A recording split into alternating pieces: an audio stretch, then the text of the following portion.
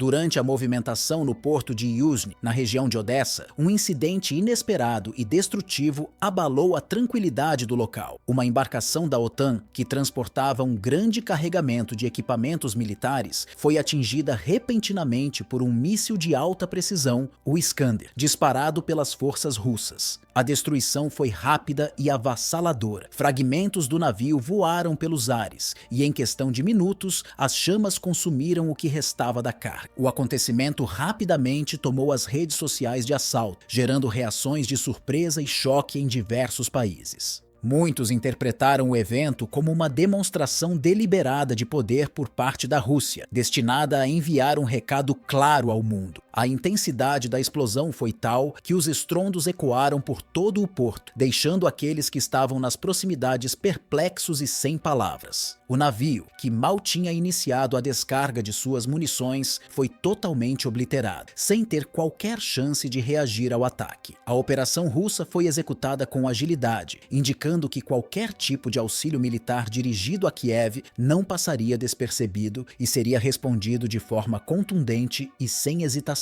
O ataque, cuidadosamente planejado, revelou a precisão impressionante do Iskander-M. Vídeos da destruição logo se espalharam, mostrando o momento em que o míssil colidiu com a embarcação, gerando uma explosão intensa que transformou o céu em um mar de fogo e fumaça. A fumaça espessa que cobriu o porto se tornou um símbolo do aviso russo. Qualquer tentativa de enviar armas por aquele caminho teria um destino semelhante. A mensagem foi incisiva e o mundo assistiu, ciente das possíveis repercussões de tal ação. O porto, antes movimentado, rapidamente se tornou um palco de desordem e pânico. As forças russas comemoravam a bem-sucedida execução da operação, enquanto a OTAN enfrentava o impacto psicológico e estratégico do ataque. O evento abalou a confiança na aliança, que agora buscava respostas e estratégias para lidar com uma Rússia que se mostrava cada vez mais firme em suas ações. As reuniões emergenciais em centros estratégicos europeus tornaram-se frequentes, mas a sensação de incerteza se espalhava entre os líderes, dificultando decisões em um cenário cada vez mais complexo. Nesse contexto, uma figura proeminente da aliança veio a público com uma revelação surpreendente. Durante os primeiros dias de conflito em 2022, o presidente ucraniano foi obrigado a se esconder por dias, temendo por sua vida. A declaração causou espanto e destacou o clima de temor que marcou o início do confronto, evidenciando a urgência com que os países ocidentais buscaram proteger Kiev frente à ofensiva russa.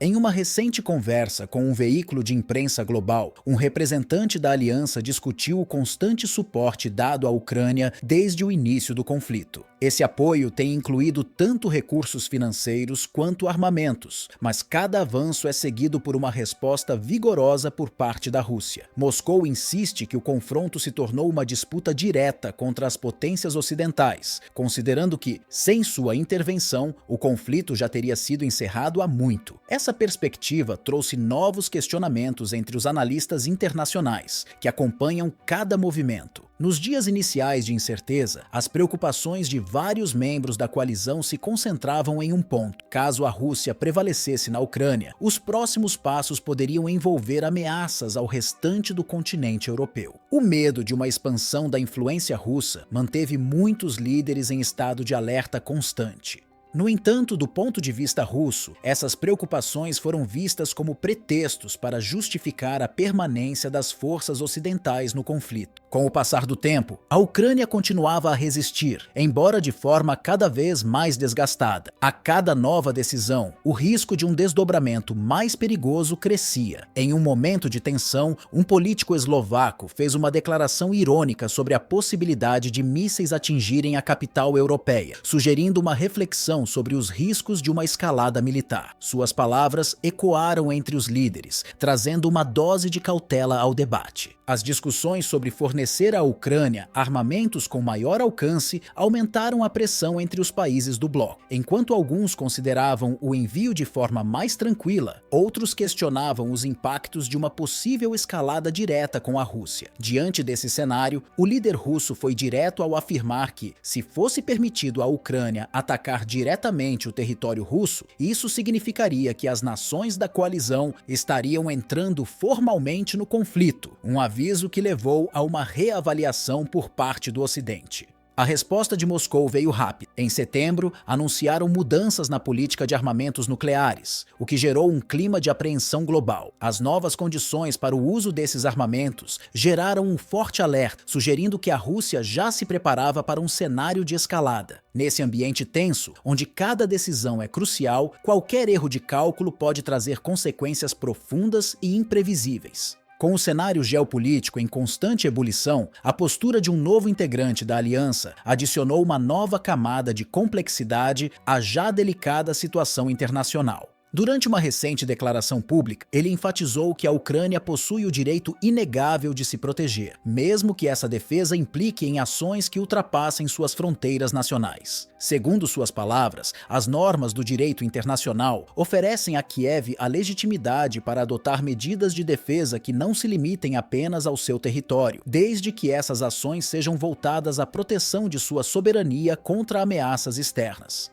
Isso significaria, em essência, que a Ucrânia poderia atingir alvos estratégicos fora de suas fronteiras, caso esses representassem uma ameaça direta. Essa posição gerou uma onda de inquietação entre os analistas e diplomatas, uma vez que ela abre a porta para um cenário de confrontos ainda mais abrangente e imprevisível. A preocupação de muitos especialistas é que essa interpretação possa ser usada como justificativa para operações que envolvam alvos em solo russo, potencialmente desencadeando uma resposta militar ainda mais intensa de Moscou. Com isso, o medo de uma escalada que poderia envolver diretamente mais países europeus e até mesmo outras potências mundiais aumentou consideravelmente, trazendo novos desafios para a diplomacia global. Enquanto isso, um veterano político europeu, conhecido por sua experiência em conflitos regionais, apresentou uma análise mais direta e contundente sobre a situação. Ele reforçou seu apoio à ideia de que a Ucrânia tem o direito de reagir às ameaças, destacando que, em um cenário de guerra como o atual, as limitações territoriais podem se tornar mais flexíveis. Para ele, se um país enfrenta uma ameaça constante, tem o direito de neutralizá-la onde quer que ela esteja, incluindo áreas fora de suas fronteiras.